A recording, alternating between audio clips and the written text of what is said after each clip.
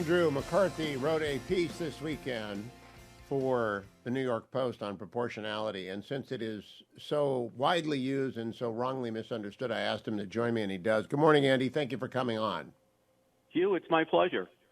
Proportionality is a rule of reason, not of surrender. That's a fine closing line in your essay. Would you tell people why we're even talking about this and then explain what it is? Because I do know a little bit about this. I don't like to do criminal defense, but I do know a little bit about the law of war. And I don't think anyone but you has gotten it right. Yeah, well, I think, Hugh, the reason for that is that this has been a bugaboo of mine since after 9/11, because what we're hearing this weekend is precisely the same thing that we heard beginning when we finally, after the 9/11 attacks, recognized that the struggle we were in was more of a national security and military challenge than a courtroom situation.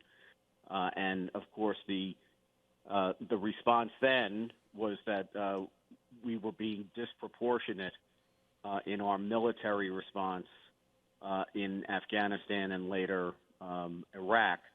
And to hear the left tell it, and it's not just the left, it's Islamists and leftists combined, but to hear them tell it, what the laws of war, which contain the principle of proportionality, to hear them tell it is like a tit-for-tat thing, so that the aggressor gets to determine how much response is appropriate by the responding military force, and can kind of cap the military response in a kind of like an eye for an eye sort of way. And that's not what proportionality means at all. What proportionality means is that a military commander is supposed to single out legitimate military objectives. And when you're deciding what force to use in hitting a military objective, you are supposed to try to minimize civilian casualties. But it doesn't mean that you can't hit the target. You have to hit the target if it's a legitimate military objective. And it doesn't mean that if there are going to be civilian damage to civilians or civilian infrastructure that you can't hit it. But it means that you're supposed to try to contain your warfare response to subjects that or targets that have military value. And when you're fighting an outfit like Hamas, the fact of the matter is they have their arsenal and the way that they fire their arsenal spread among civilian infrastructure. So it's inevitable, and it's, this is why people say war is hell. Of course it is, but it's inevitable that in order to respond to that, you're going to have to hit those targets. And Israel, I think, is doing more than any country in the world would do, including us, frankly, in terms of like making sure they go the extra mile to minimize civilian casualties. I think they're doing it to the point where they're actually going to miss some of the legitimate targets that they have to hit if they want to destroy Hamas. But they are doing it to minimize civilian casualties. They still have to hit these targets. And Andy, I summarize it. If you're in a just war, and Israel is, you are obliged to minimize civilian loss of life, innocent loss of life. And civilian, that line gets very, very shady when you're dealing with terrorist people. It doesn't matter if they're not wearing a uniform, if they're a terrorist or supporting the terrorists. And you do not have to support the civilian population in which they are hiding. Israel cut off the water and international pressure began. They restored the water in the south because they want Gaza residents to move to the south of Gaza because they're going to the north of Gaza. But there is no obligation not to kill civilians. I just put people back in World War II. We didn't stop at the Rhine, Andy, and right. We firebombed Tokyo. There were a lot of innocent Tokyo, but we were not going to sacrifice our men coming ashore, including my dad, and I don't know about yours. They were not going to get blown up and killed by a last-ditch Japanese stand because we didn't want to use the nuclear weapon that would kill innocent people. Proportionality does not mean what I mean. I haven't even seen it used right once. Right. Well, because people, you have people who are consciously trying to deceive the public about what this means. And what they're saying ostensibly doesn't sound unreasonable. People get told that, well, you're supposed to be proportionate in your military response.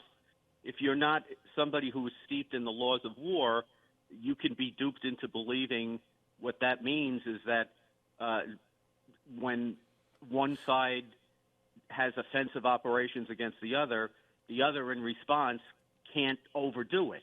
That may make sense to people, at least, on a certain surface level. But if you think about it in terms of common sense, the laws of war are not aimed at having a stalemate where a military force that could win has its hands tied, by some goofy concept that says that you can't do more than the enemy has done. No, this really took root because of droning, right? Obama got heat for droning people, and ever since then, the left has been against the idea that you might kill an innocent civilian in the course of prosecuting a war. And I remember Abbey Gate; they did not take the shot at the suicide bomber because they were afraid they were wrong. It does paralyze militaries, and Israel refuses to be paralyzed, Andy. Well, yeah, but they're also being very humanitarian and reasonable. Very. Yep. But in the end, I think what you're saying is, and I couldn't agree with this more. They are doing this at some compromise to the combat effectiveness that the laws of war would allow them to have, which they feel like they have to do for both public consumption and because, frankly, we have a leftist administration in Washington, which is giving them, I think, behind the scenes a very hard time.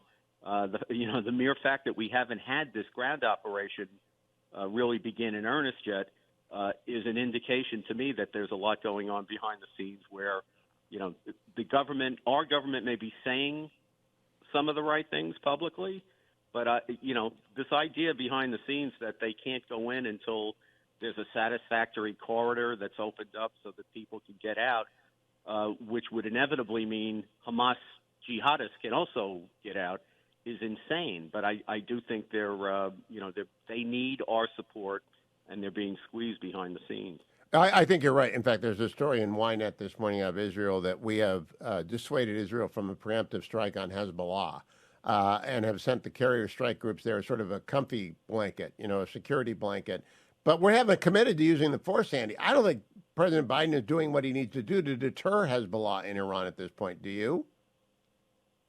Well, no. I think we're giving them material support. I mean, they're out there saying, we're not sure that Iran really had anything to do with this.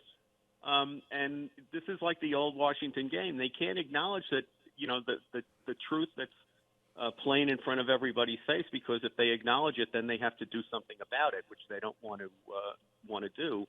So we're supposed to all pretend that even though Iran funds Hamas and supplies Hamas with weapons and gives them training, and Hezbollah works with them, and Hezbollah trains them in the Bekaa Valley, we're all supposed to pretend that an additional thing we have to show is that there was some conversation in which the Ayatollah spoke with Haniya in Qatar or wherever the conversation happened and gave him the green light to go ahead, as if, we're supposed to ignore everything else and suspend disbelief, to believe that Hamas, which depends on Iran as part of its lifeline, would actually pull off or haul off and do an attack like they did on October 7th without letting Iran know, under circumstances where that attack could very well have been taken by Israel and others to, they could have instantly decided that Iran obviously had to be behind it and have attacked Iran over it.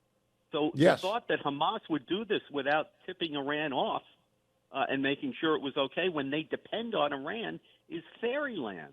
Yeah, and I also don't believe they're telling us the truth on what they know.